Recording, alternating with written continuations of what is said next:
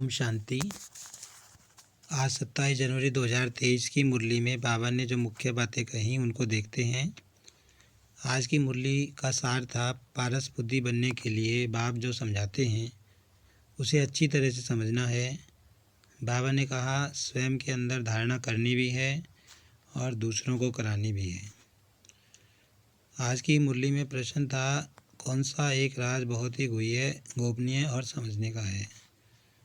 तो उत्तर में बाबा ने बताया कि किस प्रकार निराकार बाप माता पिता बनते हैं, मनुष्य सृष्टि रचते हैं, कैसे ब्रह्मा मुख के द्वारा मनुष्य सृष्टि रची जाती है, कैसे शिव बाबा आकर धरती पर यह कार्य करते हैं।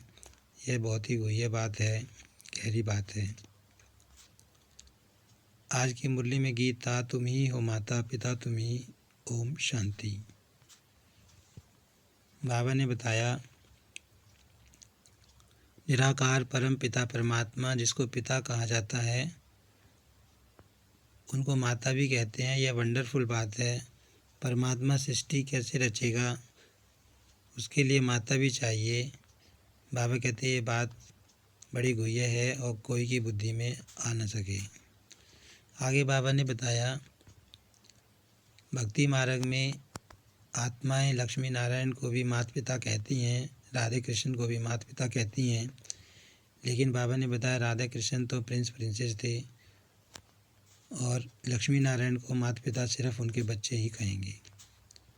फिर बाबा ने बताया कि मैं ब्राह्मणों को ब्रह्मा मुख के द्वारा रचता हूँ। इतने बच्चों की रचना पेट से नहीं हो सकती। तुम ब्रह्मा मुख वंशावली हो, कुक वंशावली नहीं। शिव बाबा ने बताया कि ब्रह्मा माता है तो माता को याद करने से वर्षा नहीं मिलेगा, बाप को याद करने से वर्षा मिलेगा। इसीलिए बाबा कहते हैं इस शरीर को भूलना है। बाबा ने कहा सतयुग में तुम पारस बुद्धि थे क्योंकि तुम पूज्य थे। पारसनाथनी, पारसनाथ का राज्य था। सोने के महलों में तुम रहते थे। लेकिन अब बाबा कहते पत्थर ही पत्थर है, सब पारस बुद्धि से पत्थर बुद्धि बन गए हैं। और जब ऐसा समय आता है तो बाबा पारस बुद्धि बनाने के लिए वापस धरती पर आते हैं। बाबा कहते तुमको पारस बुद्धि से पत्थर बुद्धि बनाने वाले 5 विकार हैं। फिर बाबा ने कहा कि बच्चे मुझे याद करो, इस माता को भी छोड़ो, सब देहधारियों को छोड़ो। बाबा कहते हैं इस ब्रह्मा बाबा को भी तुम्हें याद नहीं करना है।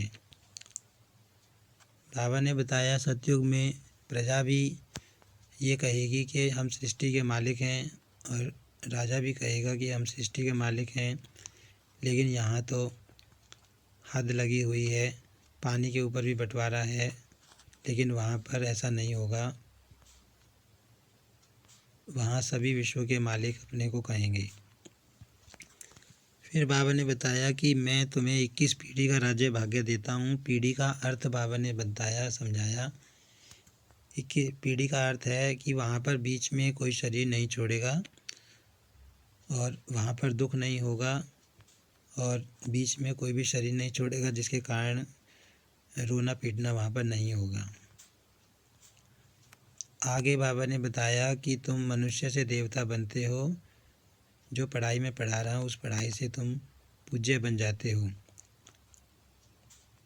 84 जन्म कैसे लेते हैं, कैसे मनुष्य सृष्टि की वृद्धि होती है, यह सब बातें तुम्हारी बुद्धि में हैं।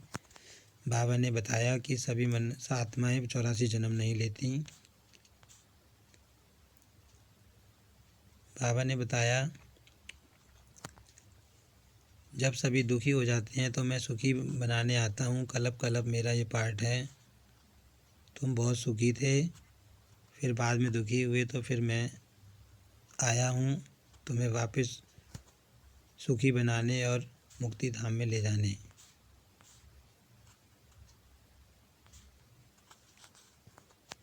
आगे बाबा ने सुदर्शन चक्र का अर्थ बताया। बाबा ने कहा सुदर्शन चक्र का अर्थ है कि अपने जन्मों को स्मृति में लाना, 84 के जन्मों का रिवाइज करना, ना कि जैसे शास्त्रों में दिखा दिया, कंस वध का नाटक दिखाते हैं कि सुदर्शन चक्र से सिर काटे, हिंसा की, तो बाबा कहते हैं ऐसा नहीं है, सुदर्शन चक्र से कोई हिंसा नहीं हुई। धारणा के लिए सार में बाबा ने बताया 21 पीढ़ी का वर्षा लेने के लिए निरंतर बाप और वर्षे को याद करने की मेहनत करनी है और किसी भी देहधारी को याद नहीं करना है। सुदर्शन चक्र फिराते रहना है। हम पूज्य थे, पुजारी बने, 84 जन्मों का चक्र पूरा किया, फिर से ड्रामा रिपीट होना है। हमें पुजारी से पूज्य बनना है। यह स्मृति ही बाबा ने कहा सुदर्शन चक्र है और सुदर्शन चक्र फिराते रहना है। वरदान आज की मुरली में था, समानता द्वारा समीपता की सीट ले, फर्स्ट डिवीज़न में आने वाले विजयी रतन भव। समय की समीपता के साथ साथ अब स्वयं को बाप के समान बनाओ। बाबा ने कहा कि समय समीप आ रहा है, तुम्हें अब स्वयं को बाप के समान बनाना है। 5 बातें बाबा ने बताई कि तुम्हें संकल्प, बोल, कर्म, संस्कार और सेवा सब में बाप के समान बनना है और हर संकल्प में बाप के साथ का, सहयोग का और स्नेह का अनुभव करना है। सदा बाप के साथ और हाथ में हाथ की अनुभूति करो तो बाबा ने कहा कि तुम फर्स्ट डिवीज़न में आ जाओगे।